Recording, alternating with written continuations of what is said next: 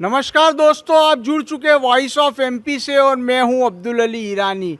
वित्त मंत्री निर्मला सीतारमण का 5वां बजट आज आ चुका है। उनके द्वारा जो बजट पेश किया गया उसमें कई तरह की घोषणाएं की गई है। उस घोषणाओं में देखने वाली बात यह है कि व्यक्तिगत रूप से व्यक्ति को क्या मिला है और उस क्षेत्र को क्या मिला है। हमारे साथ मौजूद है पूर्व विधायक डॉक्टर संपत स्वरूप जाजू। आइए उनसे बात करते हैं, वे इस बजट को लेकर क्या राय रखते हैं। सर, आज के बजट के बारे में आपकी पहली टिप्पणी क्या होगी? ईरानी जी, यह बजट जो है मोदी जी की सरकार के द्वितीय काल का अंतिम बजट है।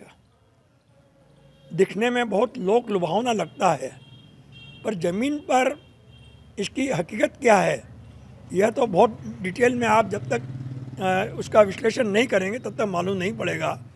पर जो पुराने बजट इनने, ये श्रीमती निर्मला सीतारमण का 5वां बजट है, पर जो पूर्व के 4 बजटों को हम देखें और उसके अंदर जिस तरह से घोषणाएं की थी उनने, जिस तरह से उनने विकास की बात की थी, जिस तरह से पर्सनल लाभ की बात की थी, तो वो ज़मीन पे कभी नहीं उतर पाया है।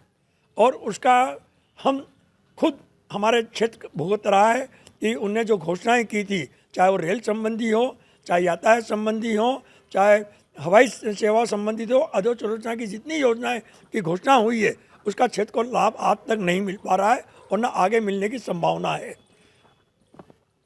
एक बात जरूर है कि किसी बजट से ये 1 साल का लेखा जोखा होता है कि हम 1 साल के अंदर हम आगे क्या करेंगे क्या नहीं करेंगे। सवाल इस बात का नहीं है कि आप अगले 25 साल की ओर देख के इस वर्ष का बजट बनाएंगे। आप भी अपने घर का बजट बनाते हैं तो आप एक महीने का 1 साल का बजट बनाते हैं कि आपको कितना खर्च आएगा और कितना खर्चा करना आएगा। इसके अंदर बजट के अंदर हर व्यक्ति 2 तरह से देखता है।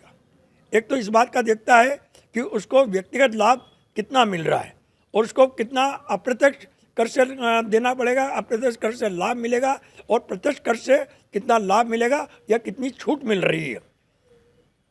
और वहीं वो दूसरा ये देखता है कि बजट के अंदर जो लोक लुभावनी योजनाएं या जो विकास की योजनाएं, अधोसंरचना की योजनाएं जो होती हैं उन पर कितना धन आवंटित किया गया है विभिन्न विभागों को और उनका लाभ उसके क्षेत्र में किस तरह से मिलना चाहिए और वो मिला कि नहीं मिला या आगे मिल पाएगा, यह बहुत बड़ा निर्भर करता है। सर, एक एक बिंदु पे बात करते हैं, 2-3 बातों पे आपसे। पहले रेलवे को लेते हैं। रेलवे के लिए 2.4 लाख करोड़ बजट का एलोकेशन किया गया है, क्या कहेंगे? देखिए, इस क्षेत्र का दुर्भाग्य है कि जो रेलवे की योजनाएं वर्षों पूर्व 10 वर्ष से भी पूर्व जो स्वीकृत हो चुकी थी वो धन के अभाव के कारण और बजट के अभाव के कारण आज तक पूरी नहीं हो पाई हैं।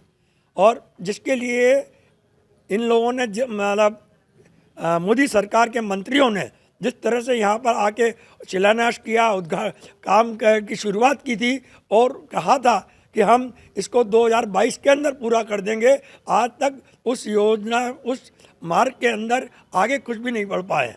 ये बात जरूर है कि विगत वर्षों के अंदर जो इस बजट के अंदर रेलवे को 2.4 लाख रुपए का करोड़ का बजट दिया है वो अपने आप में बहुत बड़ा है। हमारे क्षेत्र की सबसे बड़ी प्रमुख मांग जो रही है वो आज से नहीं है, वर्षों से रही है और जो एनपीए यूपीए सरकार के समय घोषित हो चुकी थी, नीमच से रतलाम की ब्रॉडगेज लाइन को घोषित हुए, काम हुए, शुरू हुए, एक लंबा समय हो गया। अब जब तक उसके अंदर अगर बजट आवंटन नहीं हो पाएगा और तो ये कार्य हमको नहीं मिल पाएगा। और जब अगर ब्रॉडगेज लाइन नहीं आती है, दोहरीकरण लाइन नहीं आती है, मेरा मतलब दोहरीकरण लाइन से है कि अगर दोहरीकरण लाइन अगर नहीं आती है तो आप ये मान के चलिए कि जो सीतारमण जी ने घोषणा की है कि हम 75 सप्ताह में 75 वंदे भारत ट्रेनें चलाएंगे, तो वो उस ट्रेन का लाभ हमारे संसदीय क्षेत्र को नहीं मिल पाएगा। कारण कि जब तक आपका दोहरीकरण नहीं होगा, अमृत भारत रेल स्टेशन योजना के तहत स्टेशनों का अपग्रेडेशन नहीं होगा, तब तक आपको उन ट्रेनों का यातायात विभाग का लाभ नहीं मिल पाएगा।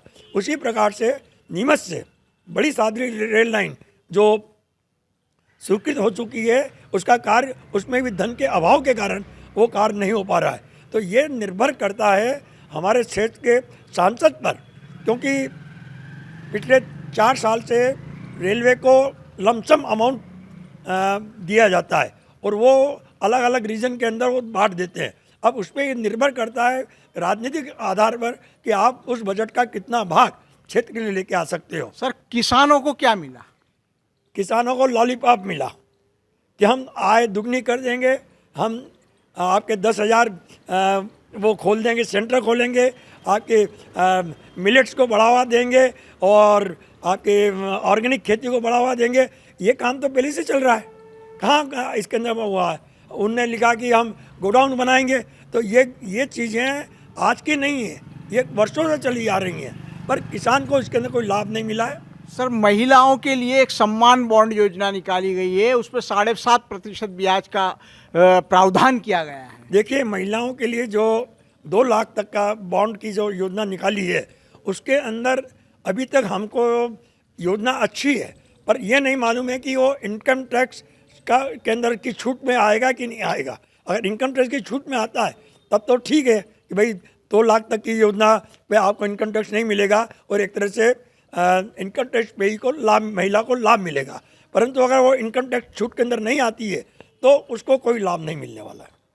सर, इस क्षेत्र के व्यापारियों की बात करें या उद्योगपतियों की बात करें, इस बजट से उनको कितनी राहत मिलेगी? 42 कानूनों को समाप्त करने की बात की गई कारोबार को अच्छे से चलाने के लिए, तो 42 कानून समाप्त किए जाएंगे, यानी कारोबार को राहत देने की कोशिश की गई है। दूसरी बात, इनकम टैक्स रिबेट वाली जो बात है, उसमें भी 7 लाख तक का अमाउंट का स्लैब कर दिया गया है। देखिए, क्षेत्र के विकास के लिए बात करते हैं तो औद्योगिक जो होना चाहिए वो हमारे क्षेत्र के अंदर उसका लाभ नहीं ले पाए, जबकि हमारे ही ज़िले के मंत्री एसएमएसी के मंत्री हैं और जितना अलोकेशन एसएमएसी के लिए हुआ है उतना अलोकेशन अभी तक कभी नहीं हुआ है। पर आप खुद देख लीजिए कि पिछले वर्ष भी इसी के अंदर बहुत पैसा मिला था और आज नीमच ज़िले में ये संसदीय क्षेत्र में कितनी यूनिट्स आई हैं, कितने लोगों को रोज़गार मिला है, कितना प्रोडक्शन हुआ है और कितना प्रोडक्शन बाहर जा रहा है। तो ये केवल एक हवाई बातें हैं। बस सबसे बड़ी चीज़ एक और जो घोषणा की है, उनने कहा है कि हम 30 स्किल सेंटर खोले जाएंगे। स्किल सेंटर का मतलब है कि जहाँ हम युवाओं को तैयार करें और वो जाके बात करें। तो दिक्कत इस बात की है कि हमारे क्षेत्र के अंदर 3 मंत्री हैं संसदीय क्षेत्र के, उसके बाद भी ये बात पक्की है कि प्रदेश को 1 या 2 स्किल सेंटर मिलेंगे। पर क्या हमारे क्षेत्र के 3 मंत्री, जिसमें वित्त मंत्री भी हैं, क्या संसदीय क्षेत्र में एक भी स्किल सेंटर ला सकते हैं? उनको लाना चाहिए। अगर लाएंगे तब तो इस बजट का फ़ायदा है, नहीं तो कोई फ़ायदा नहीं है। इसी प्रकार से अगर आप स्वास्थ्य सेवाओं की बात करें तो उन्होंने घोषणा की है कि हम हर जो 157 मेडिकल कॉलेज स्वीकृत किए गए हैं उसके अंदर हम 157 आपके नर्सिंग कॉलेज खोलेंगे। संसदीय क्षेत्र के अंदर मंदसौर के अंदर सरकारी नर्सिंग कॉलेज है, पर नीमच के अंदर सरकारी नर्सिंग कॉलेज नहीं है। तो मेरा अनुरोध यही है कि अगर ये राजनीतिक इच्छा शक्ति है हमारे जनप्रतिनिधियों की, तो उस योजना का लाभ लेकर तुरंत उसका नीमच के अंदर नर्सिंग कॉलेज की स्वीकृत करवा के बजट लाके कार्य शुरू करवा सकते हैं। इसी प्रकार से उन्होंने एक घोषणा और की है कि पर्यटन के क्षेत्र में हम 50 स्थान चिन्हित करेंगे। हमारा मंदसौर संसदीय क्षेत्र का पशुपतिनाथ, जो सबसे बड़ा एक तरह का मतलब पशुपतिनाथ की जो मूर्ति है भगवान शंकर की, वो दुनिया की सबसे बड़ी मूर्ति में से कहा जाता है। उसी प्रकार से धर्मराजेश्वर, वहाँ का स्थान, कई पर्यटन के स्थान हमारे क्षेत्र के अंदर हैं। चाहे गांधी सागर देख लीजिए, तो क्या अभी तक तो ये लोग चिन्हित नहीं करवा पाए इन 50 जगहों के अंदर? वो एक संसदीय क्षेत्र में चिन्हित करवा के पर्यटन को विकास दे पाएंगे? ये एक प्रश्न चिन्ह है। मेरा अंतिम प्रश्न है आपसे, महंगाई पर इस बजट से अंकुश लगेगा या महंगाई और बढ़ेगी? देखिए, महंगाई तो बढ़ेगी, अंकुश नहीं लगने का सवाल नहीं है। कारण क्या है कि आप जिस तरह से लोगों के हर तरह की बात करते हैं, तो ये महंगाई तो बढ़ना है, इस पर अंकुश तो कहीं नहीं लग सकता है। अंकुश लगाने की ऐसी उन्होंने कोई बात ही नहीं की है कि जिसके कारण महंगाई को, अगर महंगाई अंकुश लगाना होता तो सबसे पहली चीज़ बात तो आप पेट्रोल डीजल पे पैसा कम करते, जो जिससे कि ट्रांसपोर्टेशन की कीमत कम होती। केवल बातें करने से नहीं होता है कि आपने साहब महंगाई, सबसे बड़ा जो महंगाई का कारण होता है वो आज की तारीख में ट्रांसपोर्टेशन के कारण है। उसी में मैं आपको एक और चीज़ बताता हूँ कि